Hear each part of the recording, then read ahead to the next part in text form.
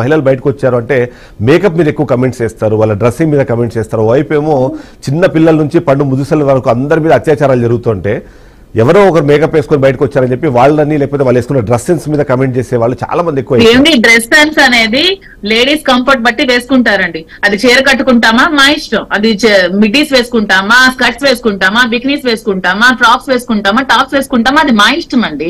మా కంఫర్ట్ బట్టి మేము వేసుకుంటాం. అది మీరు చూసే విధానం బట్టి ఉంటుంది. తల్లిదండ్రులు కూడా పిల్లల్ని పెంచేటప్పుడు ఆడపిల్లలకి ఎంత చెప్పి పెంచుతున్నారో అబ్బాయిలు కూడా అలాగే చెప్పి పెంచండి. మీరు ఆడపిల్లని చూసే విధానం ఇది కాదు, మీరు ఇలా చూడాలని పెంచండి. అంతేగాని ఈ అమ్మాయి ఇలా బట్టలు వేసుకుని రావడం బట్టే ఇలా జరిగిందని ఎప్పుడు కూడా బట్టల కోసం ఏ లేడీస్ కి కామెంట్ చేయడానికి ఎవ్వరికి అర్హత లేదు. బట్టలు అనేవి మా కంఫర్ట్ బట్టి మేము వేసుకుంటాం. మేకప్ అనేది మా సెల్ఫ్ కాన్ఫిడెన్స్ కోసం మేము వేసుకుంటాం. మా రెడీ అవ్వడం అనేది ఎవరి కోసమో మేము రెడీ అవ్వం. మా సెల్ఫ్ కాన్ఫిడెన్స్ కోసం, మా కోసం మేము రెడీ అవుతాం. మా కోసం మాత్రమే మేము రెడీ అవుతాం. మా కోసం మాత్రమే మేము బట్టలు వేసుకుంటాం. ఎవరి కోసం ఎవరిని ఇంప్రెస్ చేయాలని మేము వేయం. మీ పిల్లలకి ఏం చెప్తారు? ఎందుకంటే ఇది నాకు చాలా కీలకమైన పాయింట్. ఎందుకంటే పిల్లలు ఉన్న ప్రతి ఒక్కరూ ఎమోషనల్ గా కనెక్ట్ అయ్యేది ఏంటంటే మీ మీద ఇలాంటి ఆరోపణలు వస్తున్నప్పుడు మీ పిల్లలకి మీరు ఖచ్చితంగా అంటే ఎక్స్ప్లెనేషన్ ఇచ్చుకోవాల్సిన అవసరం అయితే ఉంది. బట్ మీరు ఆల్రెడీ పర్సనల్ గా ఇచ్చుకొని ఉండొచ్చు. కానీ మీ పిల్లలకి నా పిల్లలు కూడా చాలా స్ట్రాంగ్ గా ఉన్నారు. వాళ్ళు ఏం చెప్పారు? వాళ్ళకి ఏం చెప్పారు? బాధపడ్డానా వాళ్ళు కాల్ చేసి నాకు ధైర్యం చెప్పారు, అమ్మా నువ్వు ఇలాంటి పనులు చేయకూడదు, నువ్వు ఏ రాజకీయంలోకి వచ్చి నిన్ను ఇంత బ్యాడ్ చేస్తుందో ఆంటీ, నువ్వు అదే రాజకీయంలో ఉండి మళ్ళా మాకు మంచి భవిష్యత్తు ఇవ్వాలని మేము కోరుకుంటున్నాం. మేము బాగా చదువుకొని నీకు మంచి ఉన్నత స్థాయిలోకి నిల్చోపెడతాం. ఈ పెళ్లిళ్ళు ఇవి అన్ని దీనికోసం నువ్వు ఆలోచించాల్సిన అవసరం లేదమ్మా. మేము మా కాళ్ళ మీద నిలబడి మా సత్తా మేము చూపించుకుంటాం మేము చదువుకొని.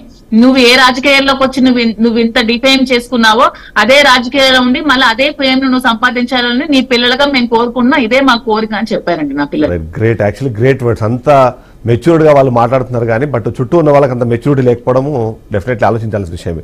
ఫైనల్ ఇంకొక పాయింట్ చెప్పండి, శ్రీనివాస్ గారికి ఏం చెప్తారు? ఎందుకంటే ఇప్పుడు ఇంత జరిగింది, ఏం జరిగినా సరే శ్రీనివాస్ గారు కూడా చాలా మెంటల్ గా సఫర్ అవుతున్నారు పాపం. అక్కడ 4 గోడల మధ్య మాట్లాడారా మీతో? ఈ సూసైడ్ మాట్లాడారండి. హాస్పిటల్ అక్కడే అడ్మిట్ చేశారు, డాక్టర్స్ తో మాట్లాడారు, డిశ్చార్జ్ అయినంత వరకు మాట్లాడు.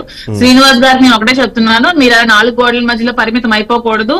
మీ అవసరం ప్రజలకు చాలా ఉంది, ప్రజలు మీకోసం ఎదురు చూస్తున్నారు.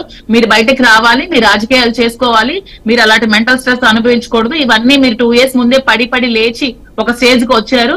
మళ్ళా మీరు వీక్ అవ్వకూడదు, మీరు స్ట్రాంగ్ గా ఉండి మీరు మళ్ళీ బయటకు వచ్చి మీ కార్యక్రమాలు చేయాలి. రేపు August 15th ఉండి ఫ్లాగ్ హోస్టింగ్ అవి మీరు చేసుకుని మీ కార్యక్రమాలన్నీ మళ్ళీ మీరు ముందు చేసుకుని ముందుకు సాగాలని నేను కోరుకుంటున్నాను.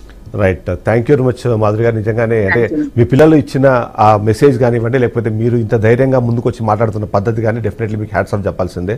ఎందుకంటే మహిళలు పాలిటిక్స్లోకి రావాలనుకున్నప్పుడు ఎన్నో సమస్యలు ఉంటాయి. ఆ సమస్యలు ఇవి కూడా ఒక సమస్యను మనం చూడాల్సిన అవసరం అయితే మనకు కనిపిస్తుంది. అదే సందర్భంలో మనం ఇక్కడ ఎవరు తప్పు ఎవరు కరెక్ట్ అన్నది మనము నిర్ధారించడానికి ఈ షో పెట్టలేదు. తన బాధ ఏంటి, తన వర్షన్ వినిపించాలనే ప్రయత్నం మాత్రం మనం చేస్తున్నాం. అదే సందర్భంలో తను చేసిన తప్పును ఒప్పుకుంటున్నారు, తను చేసిన